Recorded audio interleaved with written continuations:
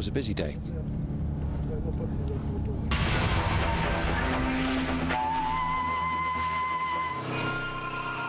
So an early start as ever for the bike riders.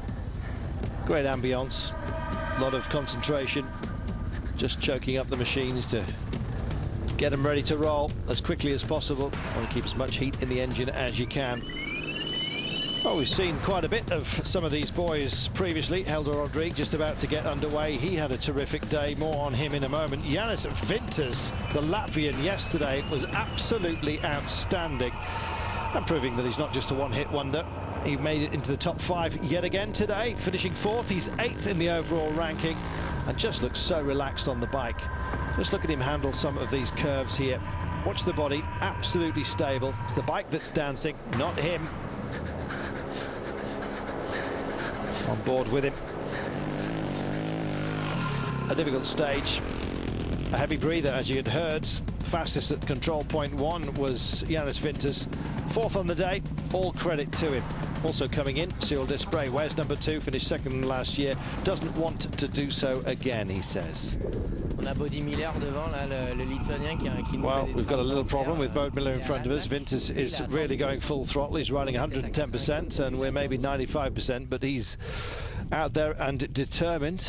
Vintas did have a loose seat, though. His bike really was shaking underneath him, and a few sort of plastic clips and pull tags. I can't remember what you call them.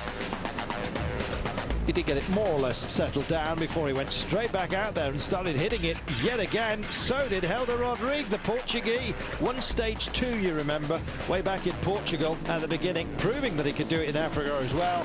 Victory today by 44 seconds, clear of guess who? Mark Coma, wearing that number 1. Tremendous effort by the Portuguese, though. He's 6th now and thinking about a top 5 position. You'd have never thought that, even when he had success in Portugal. We thought it was local knowledge. Clearly, he's a rider and a half, and it suited the light bikes today, of which he has one, a 450 Yamaha, don't forget, and the sub 550 class, the production class. They shone today on the faster stages. Bikes built for it, just like in Portugal, I suppose, or nearer to it. As you can see, the dust was kicking up out there, though. Thierry Bettis wears number 85, finished 6th today, 10th in the overall ranking. He's on board the Honda, 2nd overall in the sub 550 class. And we're saying for the moment, it really is very, very dusty out there. It's hard to see what I'm doing, but it's also fantastic. It's wonderful that we're seeing such amazing things in this race. I'd just like to say hi to my family who are watching me on TV. They most certainly are, my friends. Well, Honda is well and truly back. Honda Europe have made a decent investment in this race, and that just can go up and up. They've got some great teams behind them. And Roger Harvey, of course, ever so closely involved with all of it, as he is with all Honda racing, motocross and the rest of it. Michael Marcini, also Yamaha 458 today, 9th overall. Silver Production Machines, Marcini's 450 Yamaha, looking nice and skippy. Haven't said that for a few stages. 3rd overall in the 550 or sub 550 production class.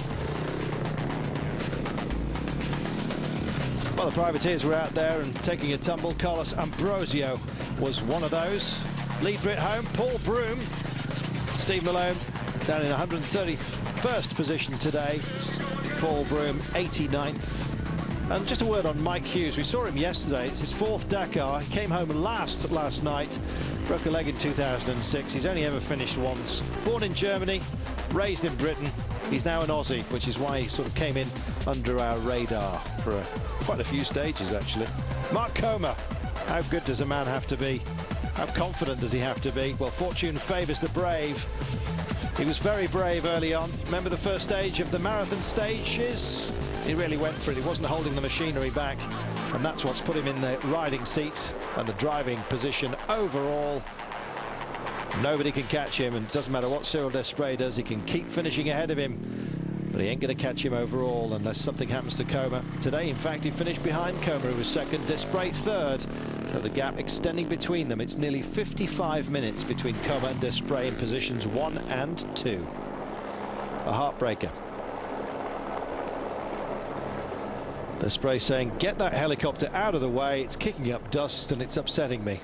Quite right too. Head-on shots should be from the side. We keep telling the pilot, he doesn't listen. David Castille, finishing 5th today, he's 3rd in the overall rankings. The water carrier for Desprez just keeps hanging around there and about, just waiting for Desprez to have a problem. Always finishes just behind him. Winters between the pair of them on the timing sheets today. And Chris Blaise, a real stager, is doing a great job out there for KTM, the American. He'll be back most certainly. 7th today, he's 4th overall. Slipped up just a little bit in his drive for the podium. And Joan de Azevedo, 9th, but 36th. Don't forget, after earlier bad luck, posted him 10 hours, or pushed him 10 hours adrift. Riding with pal Anders Oliveira, he said today, no reason to push. He's absolutely solid in 5th place. Oliveira, he'd have a lot of work to do to move up to 4th, and nobody's going to catch him from behind if he doesn't make a mistake. So you can almost pencil him in, if we dare say such a thing. And Ludwig P, police officer, broke a pelvis last year. It was nasty. Obviously a quick healer. She's the leading women's rider at the moment. She said, I'm crossing a village and I'm not allowed to go too quickly. It's 50 kilometers per hour. Chopper watching her and listening to her as well. That's the relay that you're hearing. 49th overall. Looking good.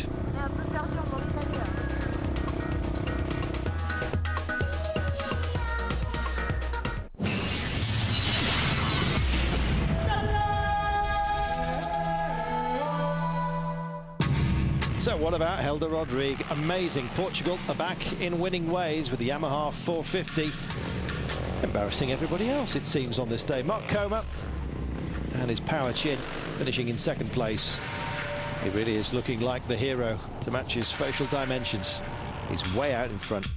And Helder Rodrigue said today, really pushed. The terrain was just how I like it. 60 kilometers into the stage when I caught Esteban Puyol. I understood I was going to go fast, and so I knew it was going to be a good day, so I pushed hard right to the end. My mechanics worked the whole night through to make the bike just perfect, and I wanted to dedicate this stage to all my mechanics, because without those guys, I'd be nothing. Todos eles, indeed. Yes, David Castille said Rodriguez was, he really made me laugh. I got the feeling that I was riding fast, I was concentrating on the track, and all of a sudden he passed me full throttle so fast I just couldn't believe it. I almost fell over the handlebars with shock. He says, well, thank you for keeping me in mind, not crashing into me. And Mark Coma with that hero jaw, he says, today took quite a pace. Guys in front of me were pushing hard. I tried to preserve my bike. Still finished 2nd, don't forget. And leads overall with a margin extended over Desprez, almost 55 minutes.